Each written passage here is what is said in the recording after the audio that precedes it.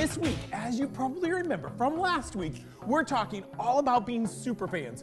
You see, God's called you and I to be His super fans. In the sports arena, like the big game last week, you might have seen some people that actually dressed in their team colors. They might have even taken paint out, painted their face, colored their hair, or maybe even etched something on the side of their head, talking all about their team. They cheer for their team, they're excited about their team, they know everything about every single one of the players that's on that field. When I think about that, that's what God's called you and I to be in His kingdom. You see, when Jesus came to earth and walked here, He taught moms and dads, and He specifically even talked to boys and girls about how to live in His kingdom as His followers. When we become God's super fans, we cheer each other on. We cheer each other on not by the clothes we wear, but by the attitudes that we present to other people. The attitudes that looked a lot like Jesus' attitude. You see, Jesus had a totally different attitude than sinful people because Jesus in every way was perfect. We'll hear more about that as we continue this month, as we focus in on how to be super fans in God's kingdom. Living and loving like Jesus, loving God, loving others, and loving the life God has gifted to us. Let's kick off Base Camp with a great song. We'll catch you just after singing. Yeah, that sounds good right there. Let's do this, come on. Now here we go. Find somebody, give a high five. Find somebody, give a high five. Find somebody, give a high five. Now here we go, here we go, here we go. Come on. Hands up. Clap once. Hands up. Clap twice. Hands up. Clap 3 times. All my friends are here, and I'm feeling free. It's about that time to move our hands and feet. There's a dance we do with our whole body. So come on, do the step, slide, clap with me. Come on. Step, slide, clap. Step, slide, clap. Step, slide, clap. Step, slide, clap. Step, slide, clap. Step, slide, clap. That's how you do the step, slide, clap. You see, find somebody, give a high five. Find somebody, give a high five. Find somebody, give a high five. Now here we go again. There's no other place that I'd rather be, and I just can't wait to do this dance again. There's a dance we do with our whole body, 'cause everybody's jumping in. Step, slide, clap. Step, slide, clap. Let's go. Step, slide, clap. All right. Step, slide, clap. Step, slide, clap. Step, slide, clap. That's how you do the step, slide, clap, you see. Oh. Clap once, clap twice, clap 3 times. Let's do that again. Clap those hands, clap once, clap twice, clap 3 times. Yeah. All right. Here's what we're gonna do. We're gonna switch it up just a little bit. Here we go, follow me. Step, slide, step, slide, step, slide, clap. Step, slide, step, slide, step, slide, clap. Step, slide, step, slide, step, slide, clap. Come and do the step, slide, clap again. Let's go. Step, slide, clap. Step, slide, clap. Come on. Step, slide, clap. Woo. Step, slide, clap. Step, slide, clap. Yeah. Step, slide, clap. Let's go. All right, let's finish it up like this. Y'all ready? Here we go. Find somebody, give a high five. Find somebody, give a high five. Come on, find somebody, give a high five. Yeah.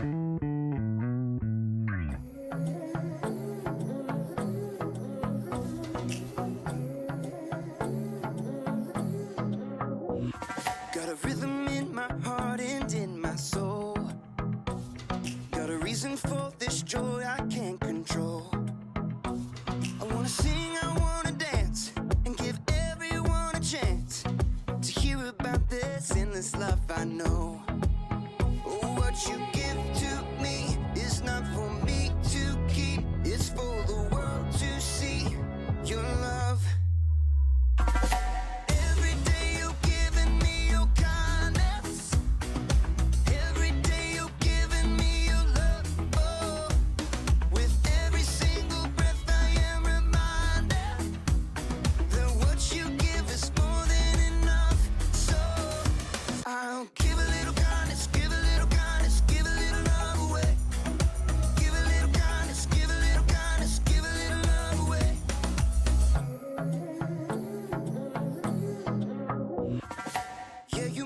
me shine, you make me glow. You pick me up when I am feeling low. I wanna sing, I wanna dance, and give everyone a chance to hear about this endless love I know. Oh, what you give to me is not for me to keep, it's for the world to see your love. Every day you're giving me your kindness. Every day you're giving me your love. Oh, with every single breath I am reminded that what you give is more than enough. So I'll give a little kindness, give a little kindness, give a little love away. Give a little kindness, give a little kindness, give a little love away. Can't keep it to myself, gotta share it with someone else. Your kindness overwhelms my heart, my heart. Can't keep it to myself, gotta share it with someone else. Your kindness overwhelms my heart, my heart. Oh, what you give to me is not for me to keep, it's for the world to see your love. Every day you're giving me your kindness. Every day you're giving me your love. Oh, with every single breath I am reminded that what you give is more than enough. So I'll give a little kindness, give a little kindness, give a little love away. Give a little kindness, give a little kindness, give a little love away. Give a little kindness, give a little kindness, give a little love away. Give a little kindness, give a little kindness, give a little love away.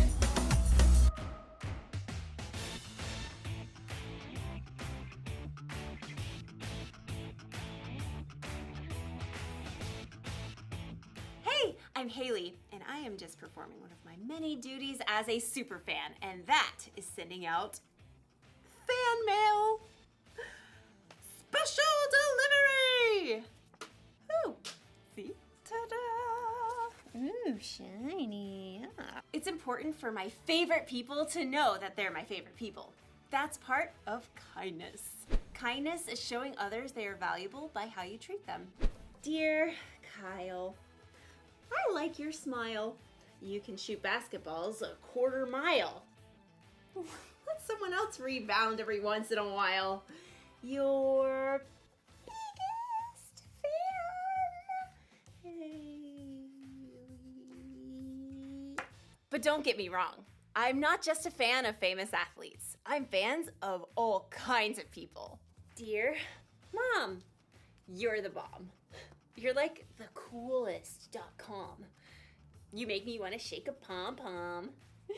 Your biggest fan. Hey. Dear sis.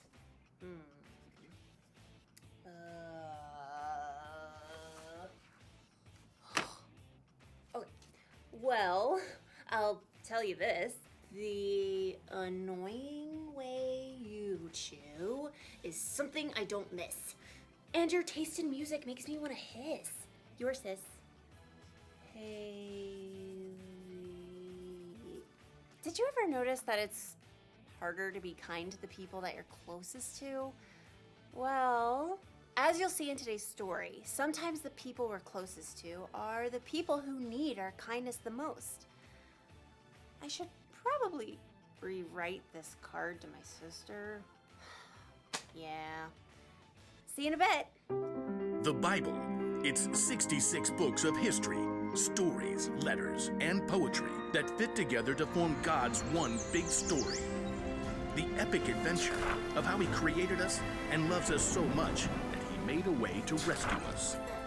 As we travel through the Bible, from Genesis to Revelation, we discover people who met God and found their lives changed forever.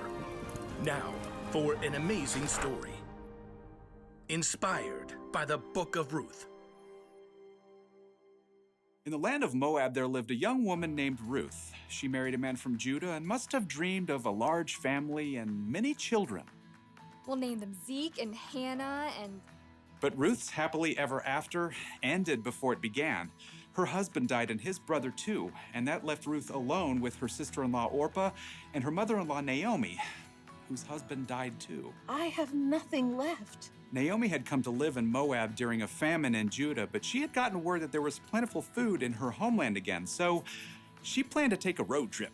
Ruth, Orpah, go back to your family homes. May the Lord show you kindness as you have shown me. So Orpah kissed her mother-in-law and left, but Ruth wouldn't budge. I'm going with you. Look, your sister-in-law is going back to her people. Don't urge me to leave you or to turn back from you. Where you go, I will go. Where you stay, I will stay. Your people will be my people, and your God, my God. Well, okay then. Finally, after a long and dusty journey, the two women arrived in Naomi's hometown of Bethlehem. Everywhere along the road, barley rippled in the breeze, golden and ready to harvest. Is that Naomi? She don't look so good. Don't call me Naomi. The Lord has made my life bitter. I went away full, and the Lord has brought me back empty. Don't listen to them. You just need dinner and a nap. Finding food was their top priority. Some of those barley fields belong to my husband's relative, Boaz. The grain is being harvested right now. Let me go to the fields and pick up the leftovers. Go, my daughter.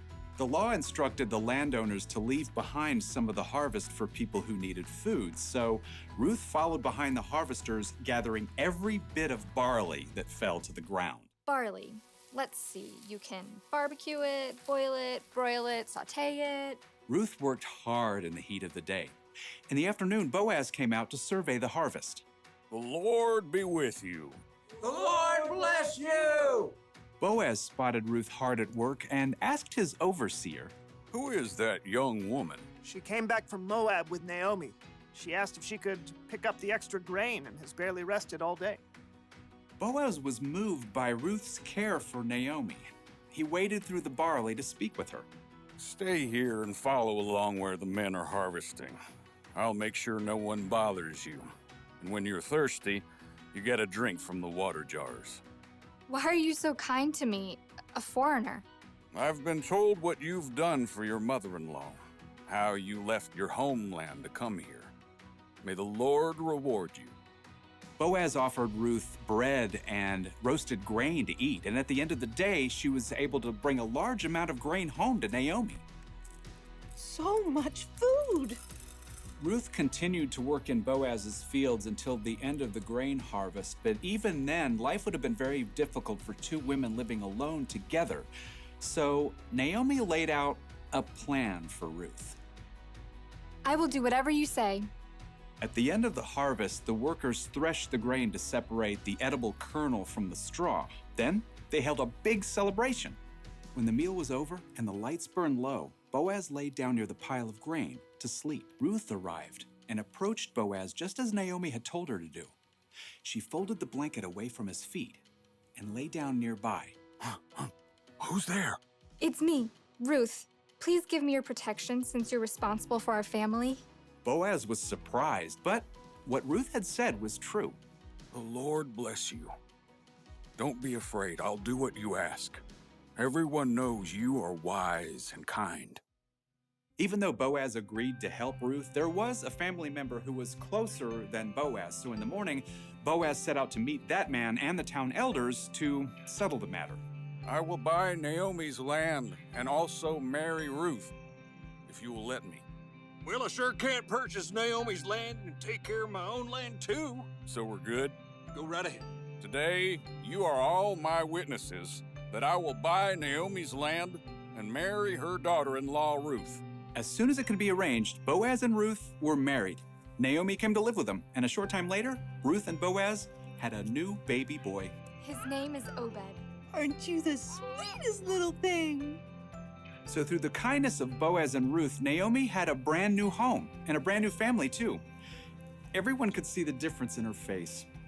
Praise be to the Lord. He's given you a new lease on life, Naomi. Yeah, that Ruth is better to you than 7 sons. Now, Ruth's story doesn't end there. Her son Obed had a son named Jesse, who had a son named David, King David. And hundreds of years later, a new baby boy was born in Bethlehem who was a descendant of King David, and his name was Jesus. A lot of kindness was being shown in Ruth's story. Boaz was kind to Ruth, Ruth was kind to Naomi, and through them, God was kind to all of us. Did you know Ruth was the several greats later great grandmother of Jesus? Isn't that amazing? I am a huge fan of Ruth. Dear Ruth, here's the truth. I've been a big fan ever since my youth. Your biggest fan, Haley. Kindness matters, especially when it comes to the people we're closest to, like our family and friends. But the people we're closest to are the people who can also get on our nerves, right? So we're not always kind to them. Or sometimes we assume those people know how we feel about them, so we never tell them. But we shouldn't assume. We should tell people when we care about them. Or send them a letter. Special delivery to Ruth! And we should be kind to our friends and family, even when they get on our nerves, because God can use our kindness to do amazing things in their world. So here's the one thing to remember today. Be kind to your family and friends. Don't let your favorite people forget they're your favorite people. Dear sis, listen to this. If I didn't say I love you, it'd be amiss. Come on over sometime and we'll reminisce. Your sis, Haley. Yeah, there. Well, that's a much kinder card to someone who will be my sister for my entire life. Love you, sis. Yay. See you next time. Boys and girls, moms and dads, thanks for joining us for Basecamp Online. I know right now you're trying to weigh all the decisions of what's best for you and your entire family. We know we will see you back here one day in Basecamp Live. Our greatest desire is to provide a safe and secure environment for your entire family. We're here, ready to serve you in whatever way you need or feel best. We look forward to you joining us in just the next few weeks. Just a reminder, this Wednesday night starts Awana. We'll see you here from 6 to 7:30 Wednesday nights. Look forward to seeing you. Have a great day. I hope you remember, stay God's #1 super fans, cheering each other on through kindness.